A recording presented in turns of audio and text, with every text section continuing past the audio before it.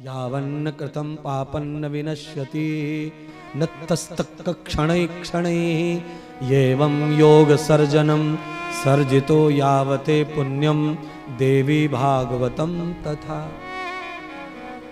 सर्व पापों का नाश और अनंत सुख देने वाले पुण्यों का सृजन, एक ही कथा दोनों काम करती है। पुण्यों का सृजन कर रही है और पापों का नाश कर रही है। हाँ, एक ही कथा। देखिए, बैंगन का भरता करना हो तो अग्नि एक दो काम करती है।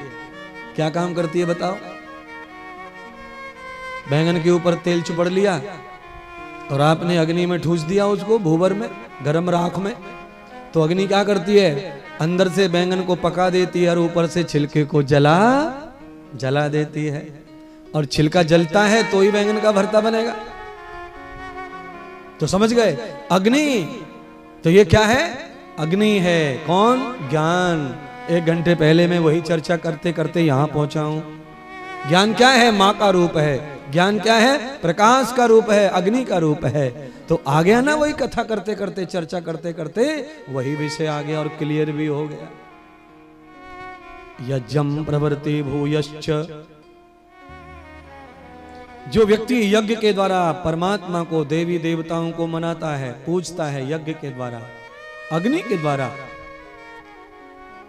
तो उसे लाभ मिलता है क्या? उसके सब कर्म भस्म हो जाते हैं और पुण्यों का सृजन हो जाता है।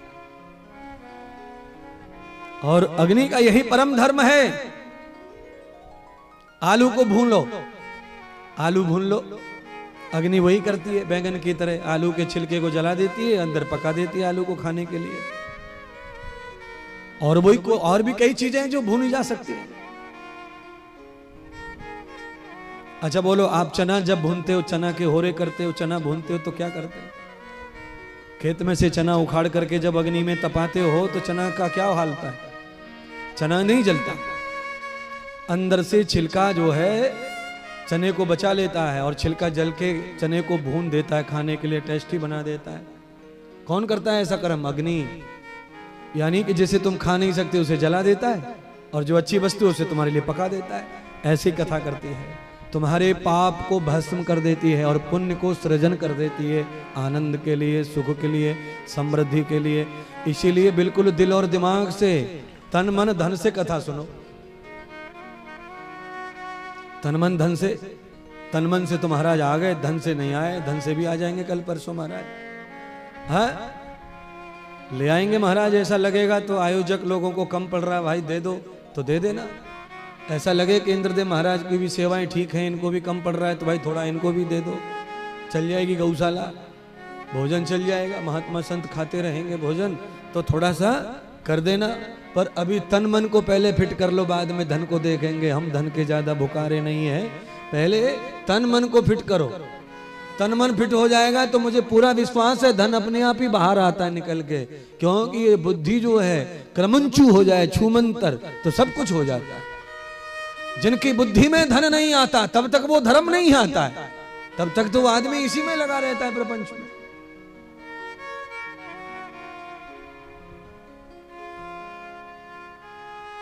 जन्मरय राजा ने पूछा है व्यास जी से कि महाराज, दादाजी मुझे माफ कर देना, मैं कुछ गलती कर दूं, पर मेरे मन में एक बात है। मैं ये जानना चाहता हूं कि मेरे पिता को सदगति के लिए, आप तो इतने सारे ग्रंथों के ज्ञानी हैं, तो देवी भागवत ही आप क्यों चुने हैं? मुझे ये बताइए। देवी भागवत श्रवण करके ही मेरे पिता को सदगति मिलेगी, ये कैसे आपने चयन किया? क्या है इसकी महिमा? तो भगवान व्यास जी कहते हैं इसकी महिमा ऐसी है पुत्र कि इस कथा को भगवान श्री कृष्ण के पिता वासुदेव ने श्रवण किया। क्यों? उनको क्या गरज पड़ी थी? कब सुनी, क्यों सुनी और उनको जरूरत क्या पड़ी थी? तो कहा भगवान व्यासदेव जो है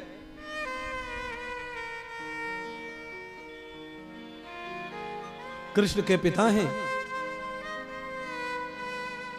और भगवान श्री कृष्ण ब्रज की लीलाएं समाप्त करके द्वारका के जब राजा बन गए, द्वारकाधीश, तो द्वारका में पहले से ही एक क्षत्रिय राजा मौजूद था जो राजा द्वारका में पहले से राज्य करता था राजा, और उसी के राज्य में ही भगवान श्री श्याम सुंदर भी पहुंचे और वो भी राजा बने, तो राज्य बढ़ गया, तो मन में आपस में खटपट ईर्ष्या द्वेष पैदा हो गया। उस राजा का नाम है सत्राजीत।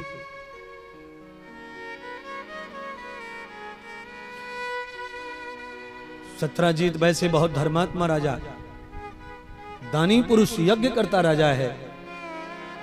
पर कोई राजा कितना भी दानी यज्ञ करता हो, पर अपनी गद्दी किसी को थोड़ी दान करेगा। वो तो गद्दी का लालच तो सबको ही होता है।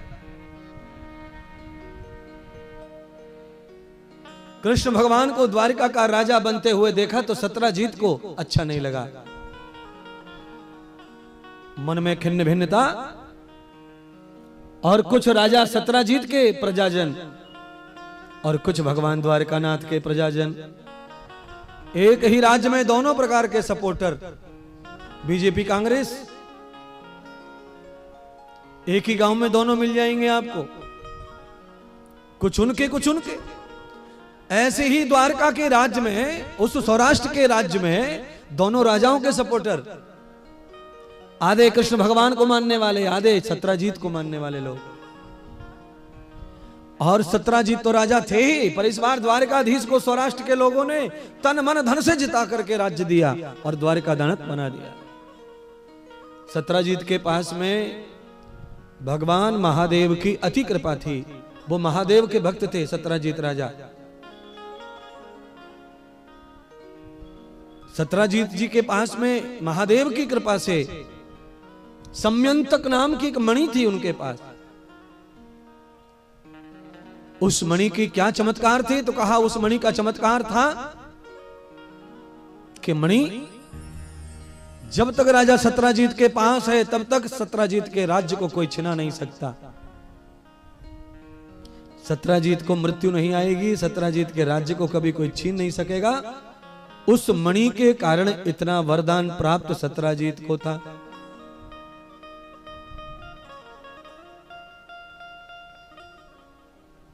भगवान कृष्ण की तरफ से सत्राजीत के साथ कोई अव्यवहार नहीं था। सत्राजीत के बारे में भगवान श्री कृष्ण का कोई किसी प्रकार का घृणा ईर्ष्या द्वेष नहीं था, पर सत्राजीत मानता था, भगवान कृष्ण नहीं मानते थे।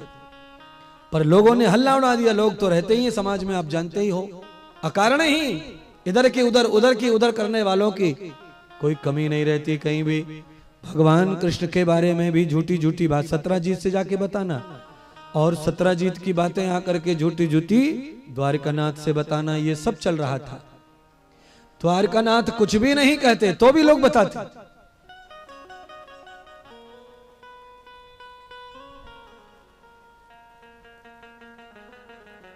कि द्वारकाधीश कृष्ण आपकी आलोचना कर रहे थे, आपके बारे में उल्टा पुल्टा बोल रहे थे, और भगवान कृष्ण कभी सत्राजीत के बारे में एक लफ्ज नहीं बोले, एक शब्द नहीं बोले हैं। पर यह दुनिया इतनी मदमस्त मजबूर है कि अपनी तरफ से ही सारा न्यूज बनाकर लोगों को भड़काते रहते हैं और आग लगाते रहते हैं। खुद अच्छे कितने हैं नहीं पता, पर दूसरों में बुराई निकालने में नंबर मशीनें इनके पास। और ध्यान कर लेना, दूसरे व्यक्ति में कोई बुराई ढूंढ रहा है, इधर से उधर से चारों तरफ से बुराइयों को इकट्ठा कर रहा है, इसका मतलब कूड़े का ढेर स्वयं ही है, कचड़े का ढेर है स्वयं। आप में अगर ऐसी कोई आदत हो तो मेरे हाथ जोड़ के प्रार्थना, इसे छोड़ दो। दुनिया में किसी की भी बुराइयों को इकट्ठा करने की जरूरत नहीं है। क्या मतलब है हमको? कोई अच्छा है, बुरा है बुरा है। हमारे जीवन में उसका व्यवहार अच्छा है तो वो हमारे लिए अच्छा है, दूसरे के जीवन में उसका व्यवहार अच्छा नहीं है तो वो उसका अच्छा नहीं होगा। वो तो सबके साथ ही होता है, तुम्हारे साथ भी कौन सब अच्छे? तुम्हारे साथ आधे लोग बेकार, आधा अच्छा बोलते हैं, अच्छा बुरा बोलते हैं। क्यों? मांगने पर जिसको दे दो वो तुम्हारी प्रशंसा करेगा, और मांगने पर जिसको ना बोल दो वो तुम्हारी आलोचना करेगा। क्या बिगाड़ा है तुमने किसी का?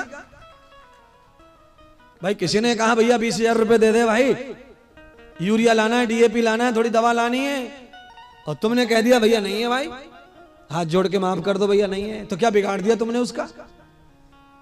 केवल तुमने उसकी इच्छा पूरी नहीं की है, इस वजह से आप बुरे हो गए।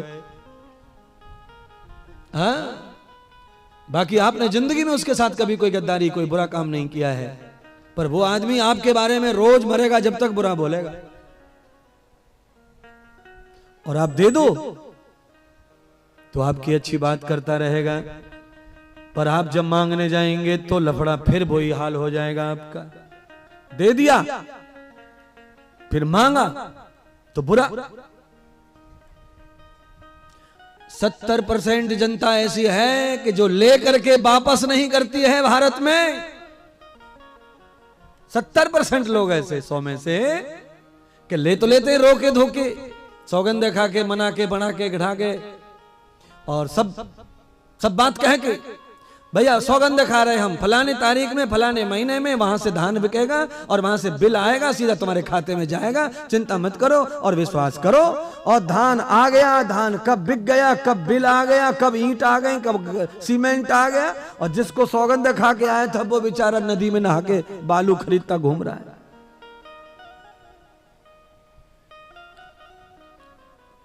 70% लोगों का यही हाल है। तो क्या करना चाहिए जिंदगी में फिर?